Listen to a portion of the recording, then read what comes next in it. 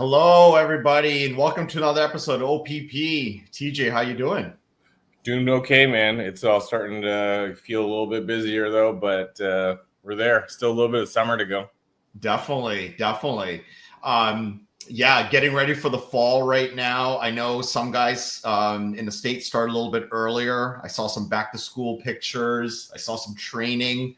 We're still a couple weeks away, so we got a few.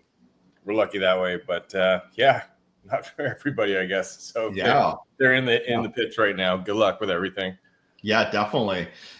Well, today we got a guy on who I'm sure everybody has seen around. We have a legend from Houston, Texas. TJ, ready to bring him in? Super excited. Yeah, he's an important one for sure. For sure. All right. Here we go. Let's bring him to the big screen. There we go. Bill Freeman. Wow. Hey, guys. How are you doing? I'm just sitting here living the life, the good life. Yeah, definitely. Yeah, we'll definitely talk about the good life of retiring, where TJ and I definitely want to be. Yeah, you certainly earned it, sir. Well, thank you. Had fun working up to it. That's right. Yeah. We see also, do you have a new job working at Buc-ee's? Is that what you're doing now? Oh, yeah. I like their beaver nuggets. So awesome. Well, Bill, we super appreciate you coming on. I know TJ saw you at SPOA. Maybe we'll start with that. Congratulations on your award at SPOA. Huge highlight. Great to see. Well, I tell you what, it was an amazing award. You know, that was the last thing that I ever had in my mind that would happen. And they had to spill the beans a little bit early because I was there helping them set up for the convention, and all of a sudden they started unfolding the banners, and here was this big banner of me. And then they realized that they had printed it into the program, so Stephanie had to come over and spill the beans, and I lost it. It was a tremendous, exciting time. Hall of Fame. I'm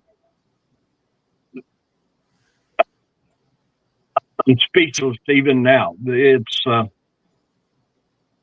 it was quite the event. I was there in person, Mike, and I would agree with him that I think the entire room was taken.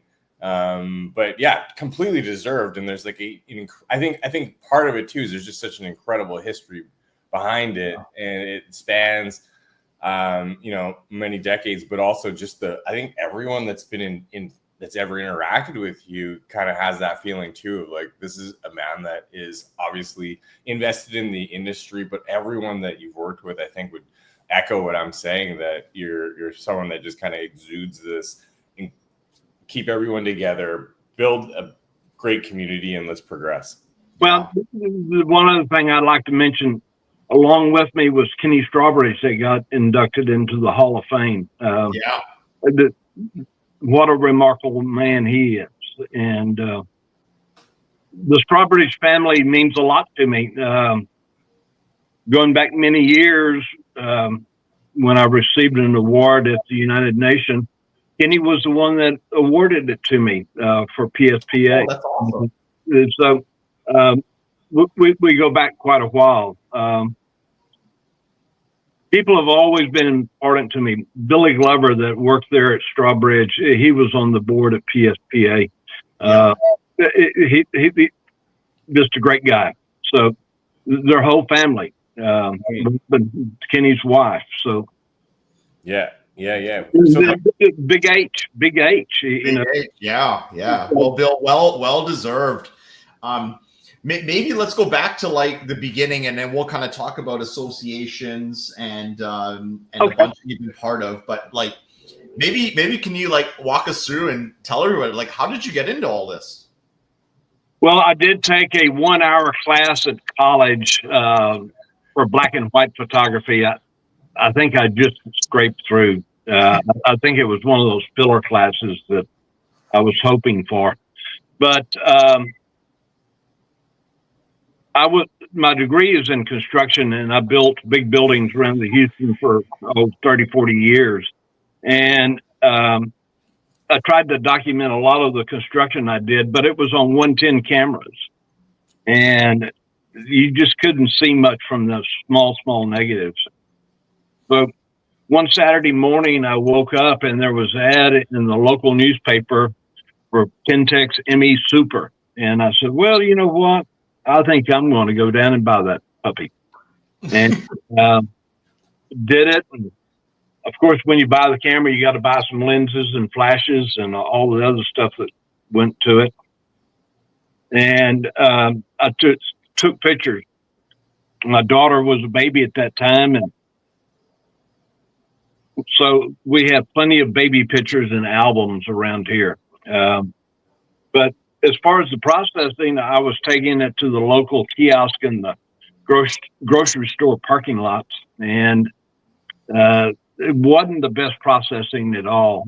And I getting back red photos and black photos and green photos and no photos and no photos. So I had to decide what I was doing wrong. And about that time, there was a guy that came onto the scene that was teaching lighting, Dean Collins. I don't know if y'all have ever heard of him, but he was a wizard in lighting. And I went to one of his seminars, and his went straight over my head, 1,000 times. And he came back through town. I went through it again, and I started understanding a little bit more. And the third time, I was beginning to get it. He was pushing medium format cameras, which I bought into, and studio lighting. He is the basis for my studio lighting that I used throughout my my career. So since I bought into the medium format stuff, I had a little money coming in from a construction bonus, and I decided it's time for me to learn how to process color negatives and print. So I built a little dark room in the garage. It was maybe 6 feet by 10 feet, and learned to process color. And it's quite a process in itself. No pixels involved there. Yeah, exactly. Yeah. What year was this? Oh, gee whiz, that had to be 45 years ago. Wow. So about 1980. Yeah, the early 80s. Let's just put it that way. Yeah. When TJ and I were born. Oh. Yeah. So, well, you must be about the age of my daughter. So, yep. I learned the process, and it wasn't the best in the world, but the processing was very tedious because on the color film, you had a temperature that you had to maintain of plus or minus 0.3 of a degree, I think, or you would end up with some color shifts in it. Yeah. I did have some color shifts and everything, but I learned to process it. And at about the same time, I was building an elementary school out in Katy, Texas, and that's probably 10, 15 miles from here. And I had a painter that was involved with that job, and he was involved with the Little League. And he would talk Little League, and I would talk photography, as well as trying to get the job done. And after many conversations, he finally said, would you be interested in coming and photographing our Little League? I says, gee whiz, I've never done that before. So I says, let me think about it. Called one of my roommates from back in college. He was a photographer up in Bryan, about 85 miles from here. And he said, sure, I'll come down and help. He owned a studio and lab in town up there in Bryan. And we showed up on picture day. We had 4 or 5 people. It was an easy job. No paperwork. Everybody got the same thing. We photographed 600 kids in an hour and a half. Wow. Wrapped it up, and I drove to Bryan and we processed the film. I printed all night, Saturday night, all morning till about noon on Sunday. Finished printing, printing on a Lux Step 1, an analog move yourself lenses into place package printer. Yep. And packaged it all up, came back to Houston. And my wife and I sat down at the coffee table and we put it all together. And on Wednesday of that same week, I took and delivered it. And they had never seen anything quite like that before. So we were 4 days post due, and I was delivering finished packages. And I'm surprised I kept that job, but it wasn't the best in the world, but it was photos in a hurry. But 4 days, even by today's standards, is pretty good. Yeah, that's not bad. Oh, yeah. It was an 8x10 team, 2 5x7s, and 8 wallets for each of the kids. Yeah. I delivered it, invoiced it, 600 kids at $6 a piece. So they wrote me a check for $3,600, and I thought I died and gone to heaven. Yeah. Yeah. But that was the beginning of it, and it just kept rocking and rolling, and we started getting other little leagues. You know, people hear about 4-day turnaround and whatnot. So driving back and forth to Bryan for about a year or so, doing processing got old, and I decided, well, I think I want to build my own lab. So I emulated the lab that was in Bryan.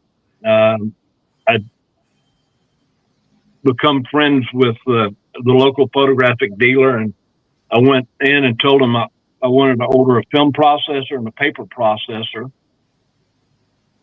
And I called Luft Engineering in Minneapolis and ordered a package printer. They had no idea who I was. Mm-hmm. I knew exactly what I wanted, and it all came together. And behind my garage, the dark room was 25 feet by 28 feet, something like that. And had a full automated lab going back there. That's where we did our processing. So I was doing construction days, and evenings I was package printing. Incredible. And shooting on the weekends. Yes. Yeah. Wow. When did you get into schools? If you started in sports? Sports ran its course probably for 10 years.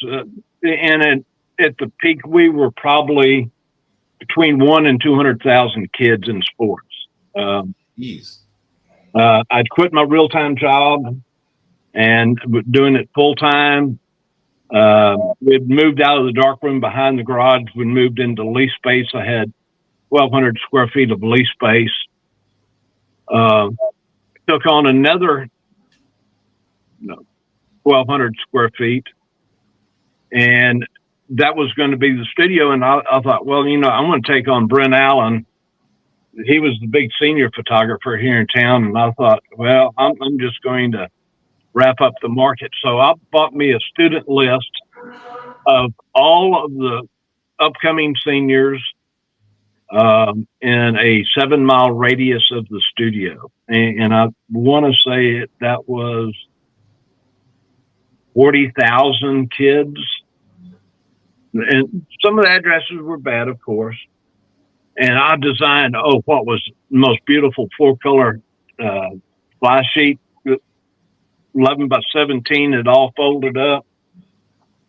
Got it printed up, got the addresses put on it, mailed it, and I was waiting for that phone call to start coming in, start booking these seniors. Out of all of those mailers, I got one phone call. Out of 40,000 mailers? Yeah, out of 40,000. So, oh my gosh, I found at that time direct mail was not my bailiwick. So, yeah. Wow, I would have thought that like maybe the mailman just like lost that whole delivery or something. Well, I got enough of them back in the mail for bad addresses.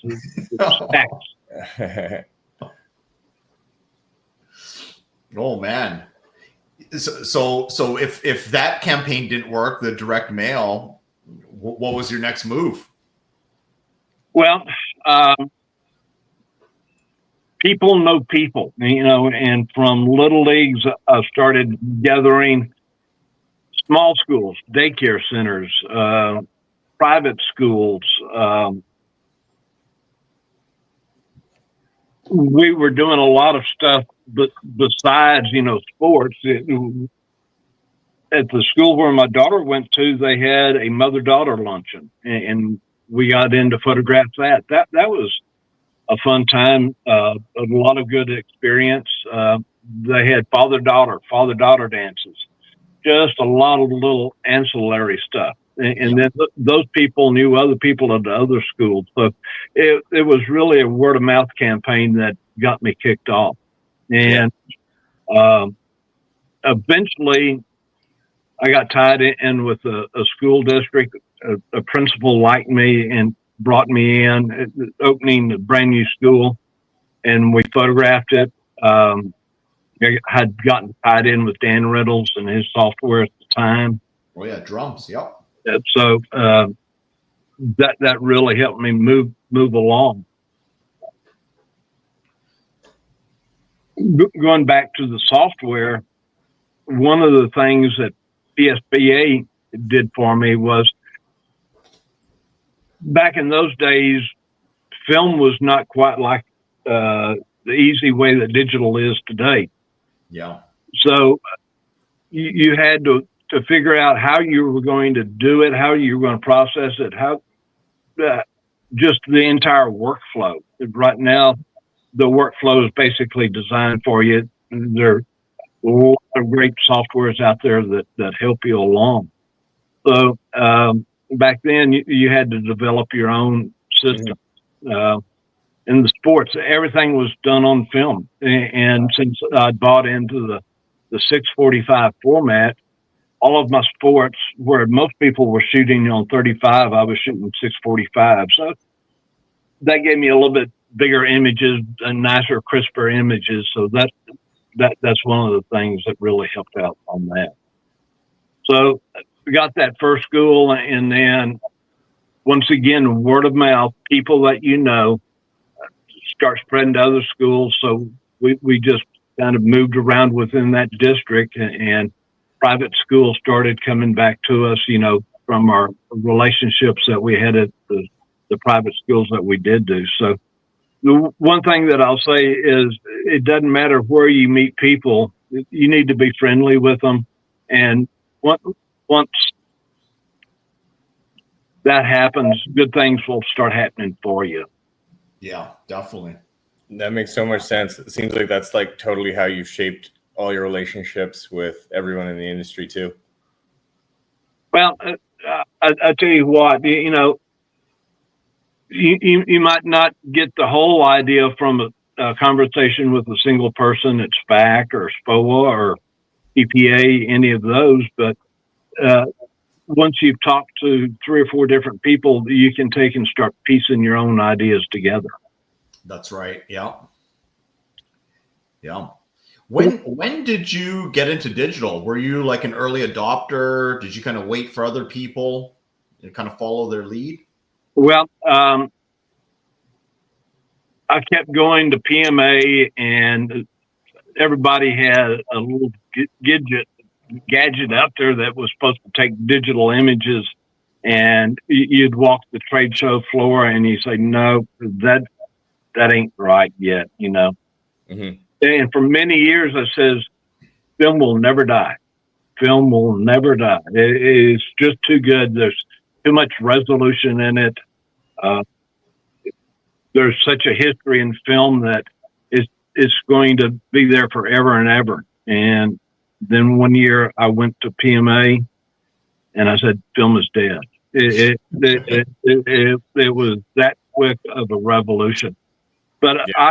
I had adopted, and the first camera that I bought was a Kodak 460. It was an all-in-one. It was a monstrosity. Now, I still have the original packing case that it came with.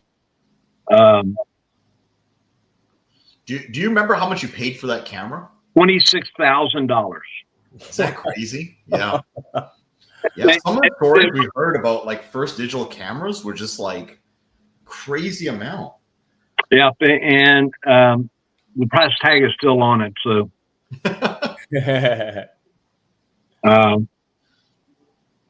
but it had no view screen on the back of it. You had to download it to even look at it. And this one had about an 8-point magenta shift in it. So you had to work on each individual photo to get the shift of it. Yeah, I think we had the Kodak 760 and same thing. Like everything came out red. Yeah. Yeah.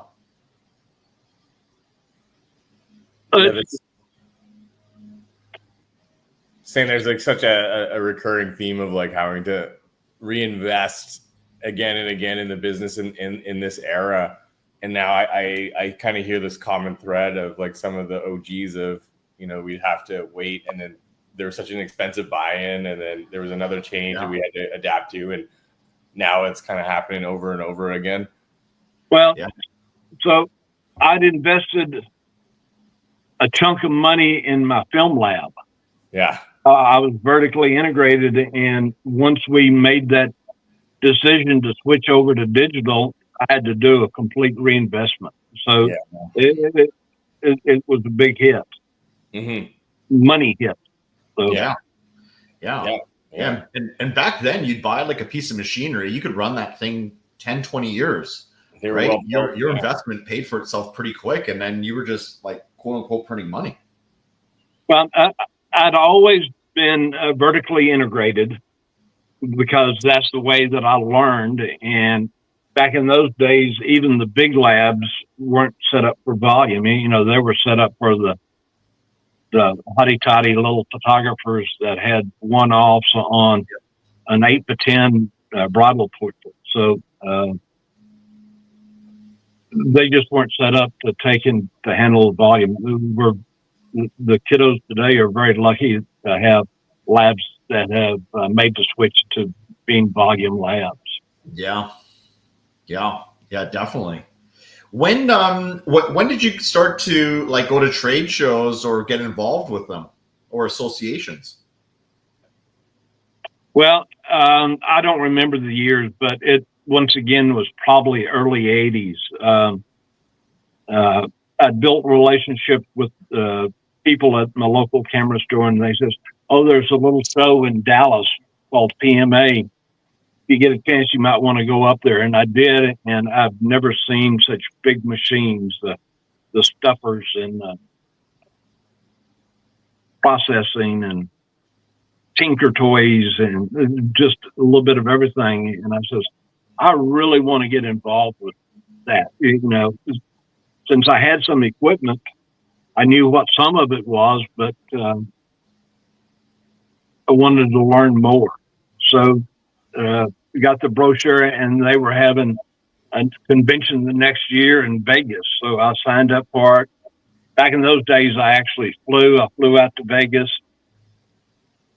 stayed across the street from the convention center, and went to the show. And once again, I was just totally flabbergasted. And but this was film back in those at that time. So it was a lot of big machinery, So I knew I didn't have the space to put that stuff in, but it opened my eyes to what the possibilities were. So just like now, people have software that they can take and play with. Back then, we had big machines that we could look at and just only dream. Yeah. Tell people like what the size of PMA was, like how huge those conventions were. PMA,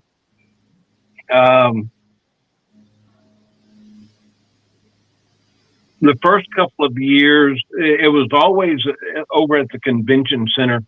PSPA was generally at one of the local hotels, the old Riviera Hotel. I remember going there many a time. Oh, yeah. Lots of good memories there. Yeah.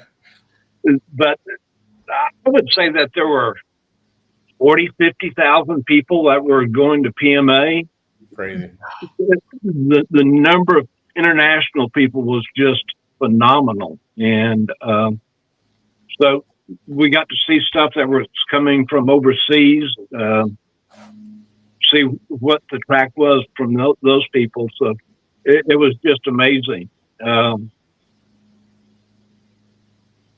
of the things about early PMA was going through their brochure.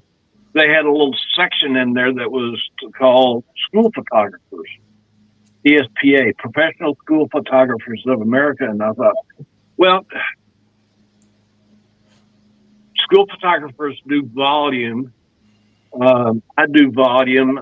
Maybe I can learn some tips and tricks from these guys that I can move over to my sports. Yep. And that's started my first involvement with volume was through PSPA. The very first PSPA I went to was there at the Riviera, and I was all excited, and I came walking in the first day and moseyed down the aisle. They had the big spotlights that were going across the room, big entrance, all these chairs up on stage. And I go up toward the front and I take a chair right on the aisles. I wanted to be right in the middle of everything. And all of a sudden, here comes a big hand across my shoulder, right onto my shoulder. He said, "Boy, how you doing?" And I thought, my God, who's this? I don't know nobody here. It was Big H. So that was my introduction to PSPA. And Big H Strawbridge, for the people that don't know that. That's Kenny's dad. So that was kind of the beginning of my relationship with the Strawbridge family and their business.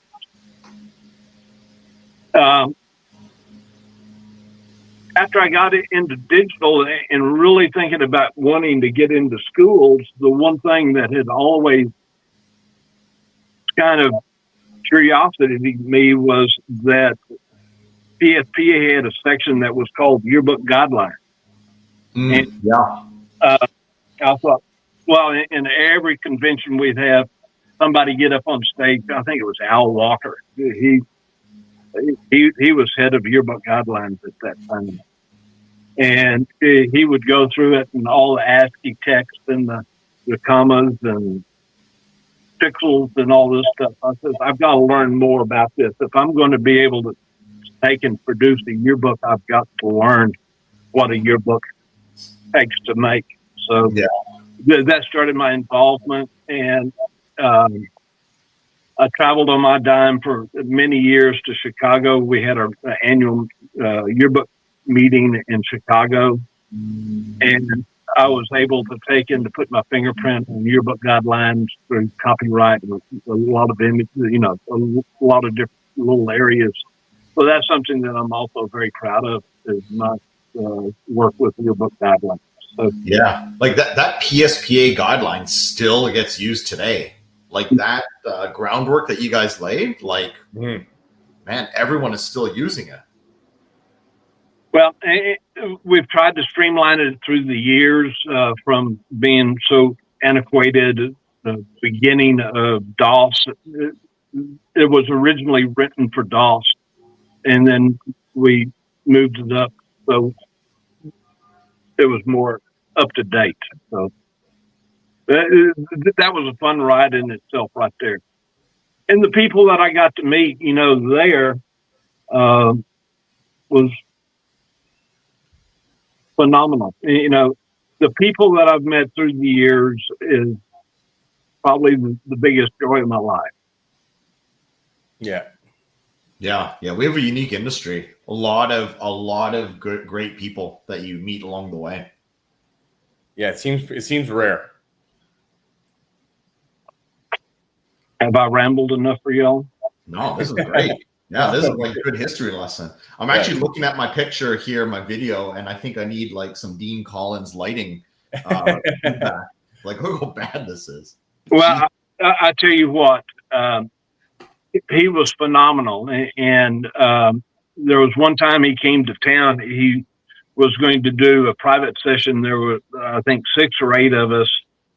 He had to buy into it, and he rented a big fancy hotel in a room and had some models come in, and we did lighting. So showed you the ways. Yep. Yeah. I like how this all, like, your career started from a 1-hour black and white class, right? And then just kind of evolved, and then you were in construction, got out of that, and just kept going with it. Well, another interesting part is that we had the original lease space, and once we were going to start really doing schools, we felt that schools were going to do it, and the landlord that I had was an a-hole. So it moved me along. I spent a year with an architect designing a new building. I was able to build it exactly the way I wanted it. I built it exactly the way for film. So then we moved into there, and about 2 years later, film died. So I ended up with a lot of extra space. I mean, better to have the extra space than not, right? Yes. Yeah. When you're part of PMA, obviously PSPA, because it was on the volume side, you also had a big part of PPA, right? You were on the speaker selection committee, right? You also have you're certified there as well. That's correct. And PPA was my very first organization that I belonged to, and I joined it actually when I was just a part-timer. And I think I've gotten my 40-year pin from them. So that they really taught me a lot about lighting, a lot about people. It was a different kind of trade show. It was more the once-off. The volume there was if you did 50 weddings a year, and I had no interest in doing that at all. So. Yeah. No, we know that world. That's like exactly. I think that's probably when you started meeting with like our family, and kind of had that similar path starting to form up.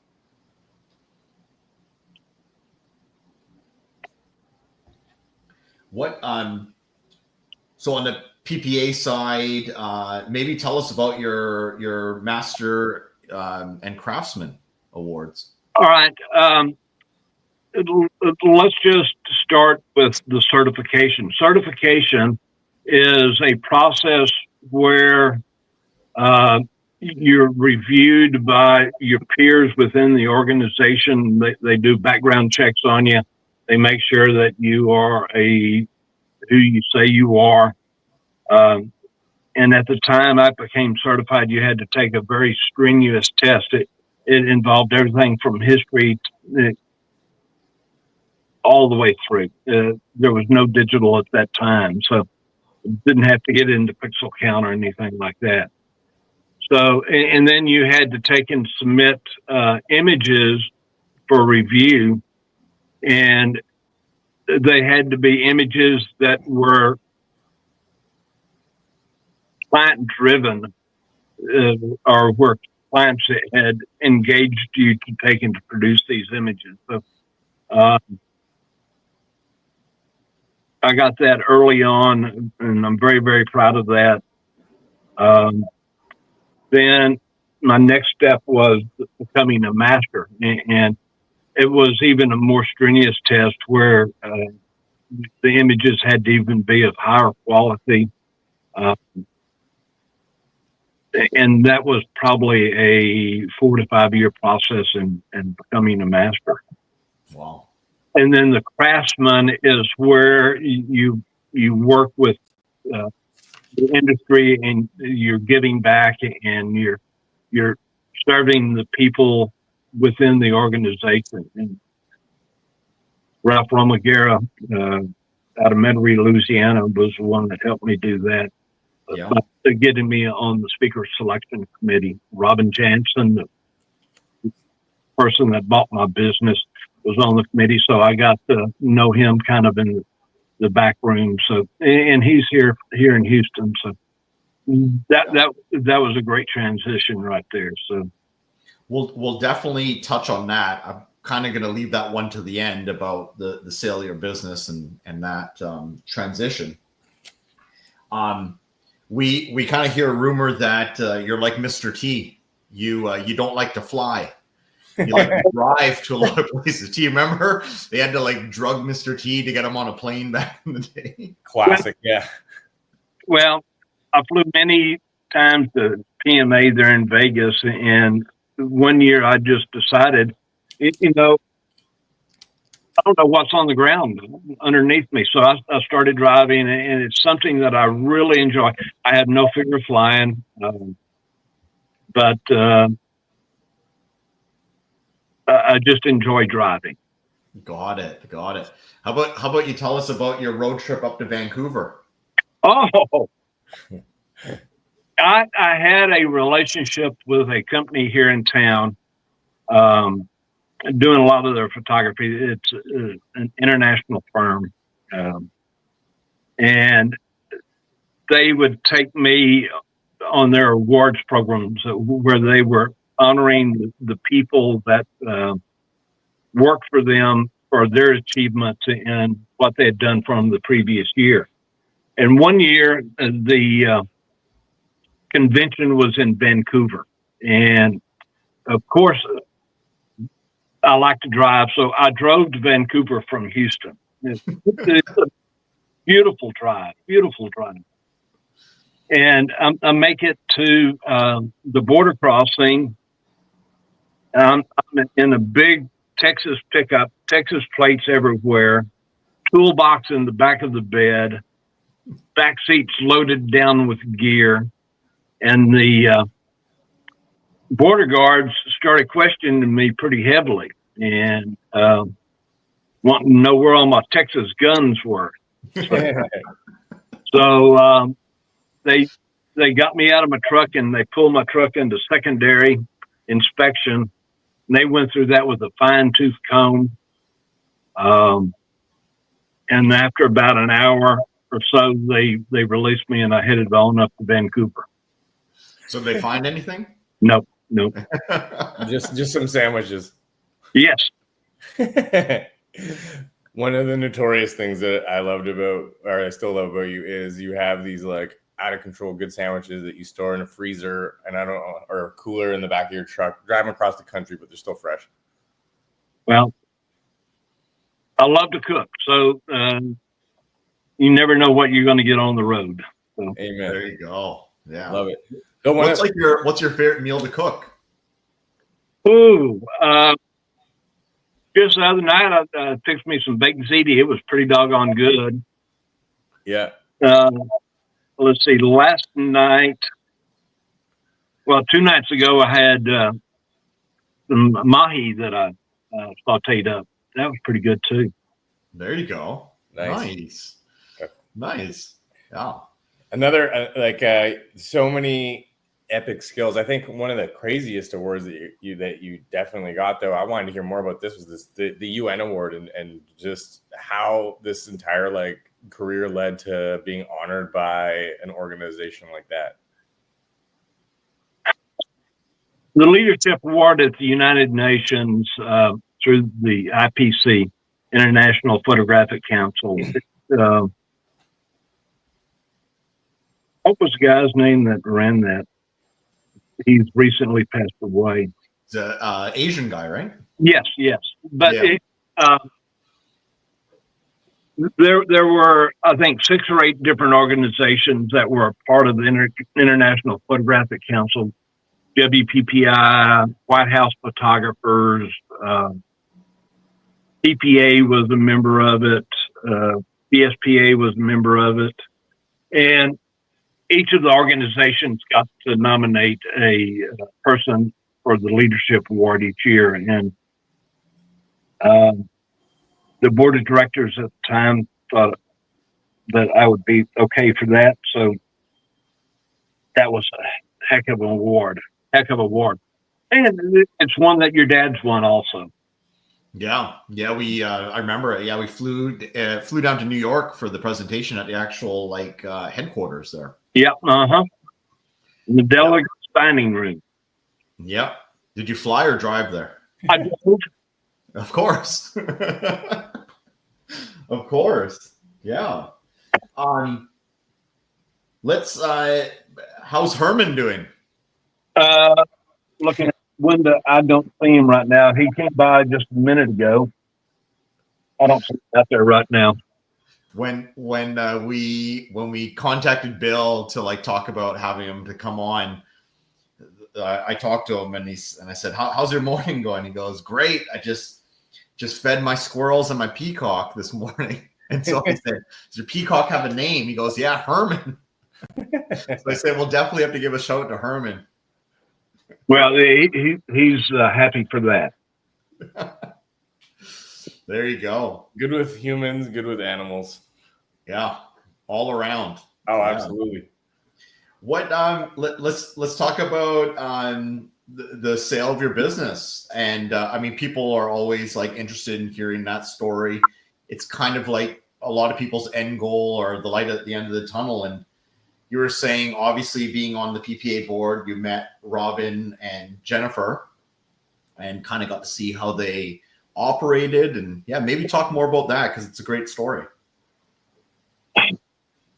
Oh, probably, I'm guessing 6 or 7 years ago. My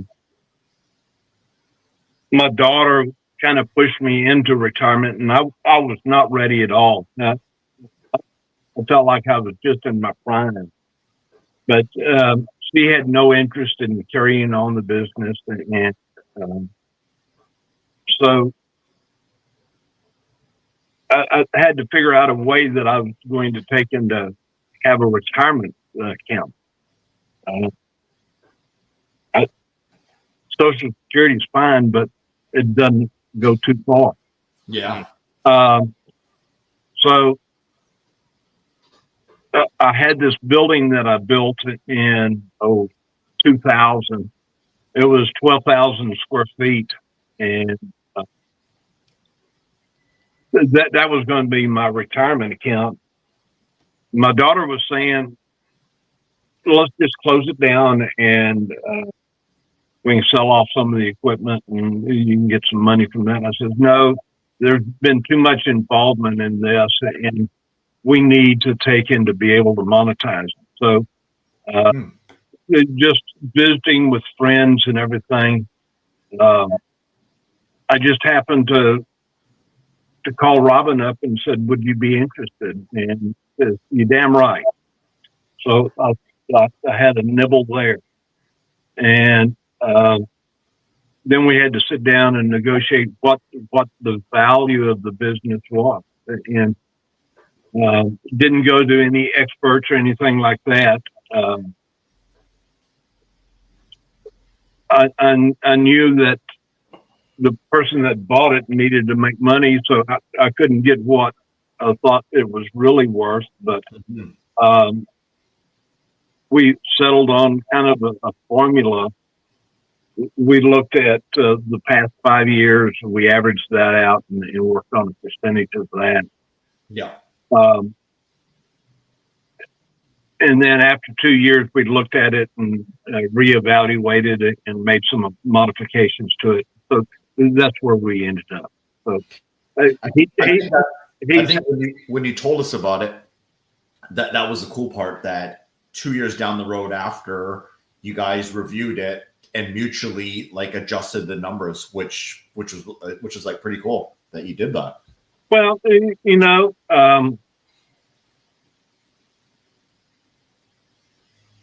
everybody needs to make a little bit of money, and you got to be fair. It doesn't matter what you do in life, you've got to be fair. You've got to be honest and respectful. So that's what I did. No, that's great to hear. Did you stay on and work with them, like as the transition went? Yeah, as the transition went, helped him with the schools, helped him, get software up and running. He's moved from my drum software into Photo Day, and he's been very successful with that. So,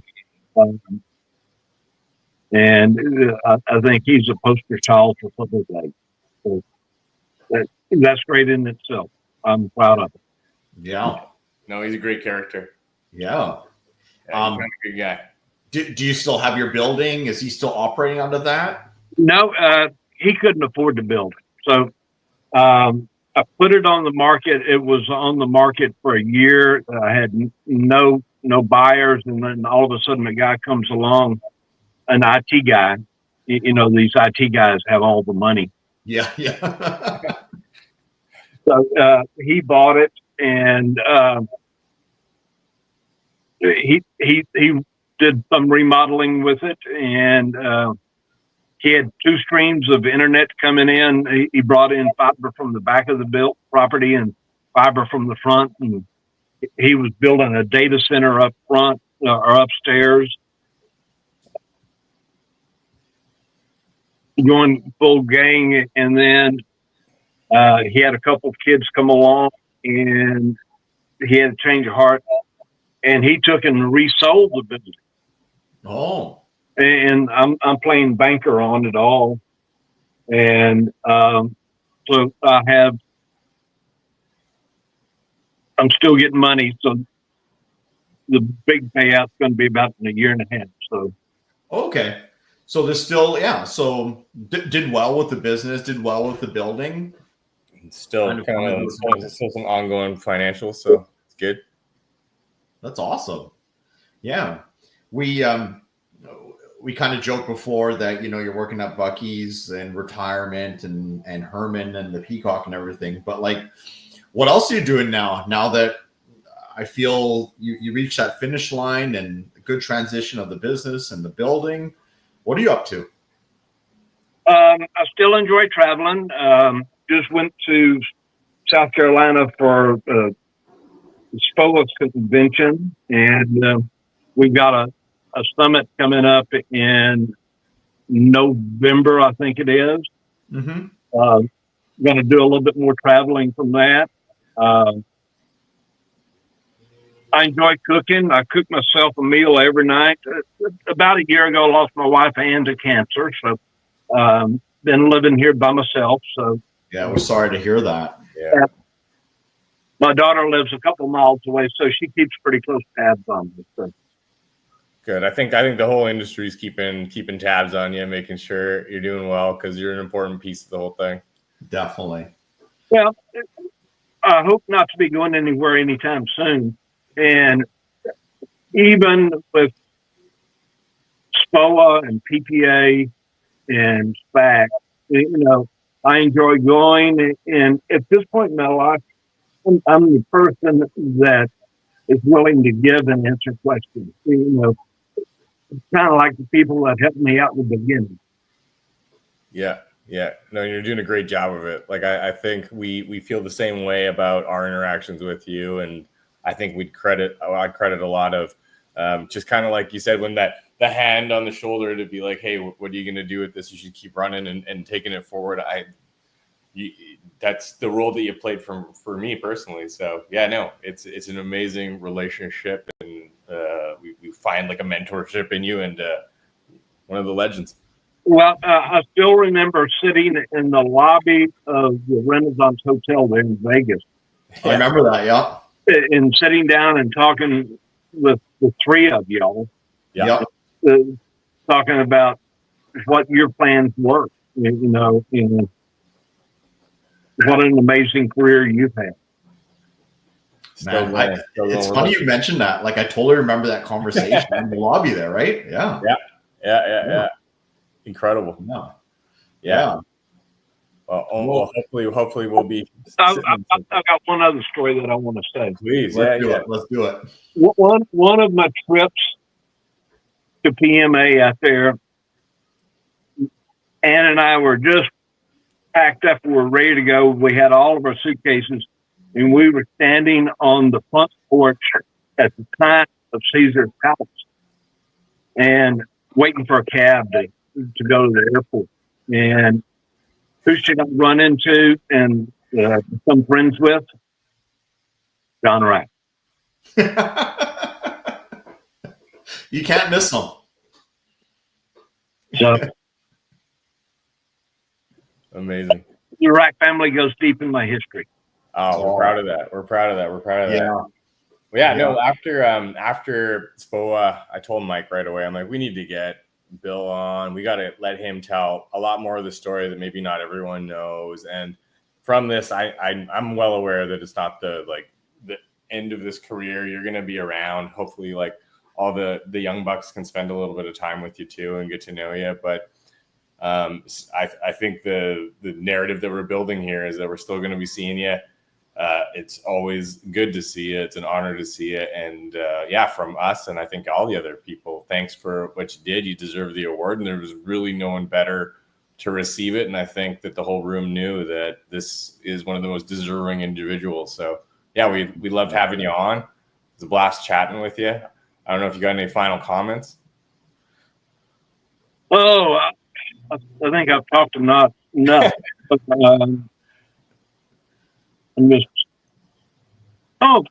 I guess the one thing that I will say is that people have been a very important part of my life. It's the people within the conventions, and maybe even more important, it's the vendors that come to these shows. You might not need this trinket that this person is selling or this product is, but if you just listen to them, you're liable to be able to pick up one little tidbit that you're going to be able to stay back and use in the Yeah. Thank you for saying that. Yeah, that makes a lot of sense, and I think that's like a great practice. Yeah. Well, go ahead. I was to say, well, Bill, we really appreciate you coming on. There's so much that we learned about you that we just didn't know, and to hear your history and talking about trade shows, you're always welcome to come to SPAC. Yeah. You hit us up. You come anytime. We'd love to have you there.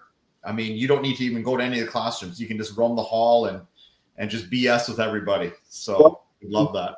The hallways is where you probably will learn the most. We say that, yeah.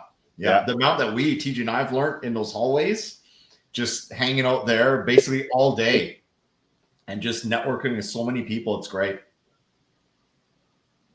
Well, I look forward to coming to SPAC, and I look forward to y'all coming to the other conventions that I go to. So, yep. So I'm sure everyone will see you there. I will be there. Perfect. There we go. Well, thanks again, Bill, and thanks for spending time with us. We appreciate it. I appreciate y'all even thinking about me doing this with y'all. All No right. one better. Yeah. See you later. Bye. Okay, buddy. Take care. Bye.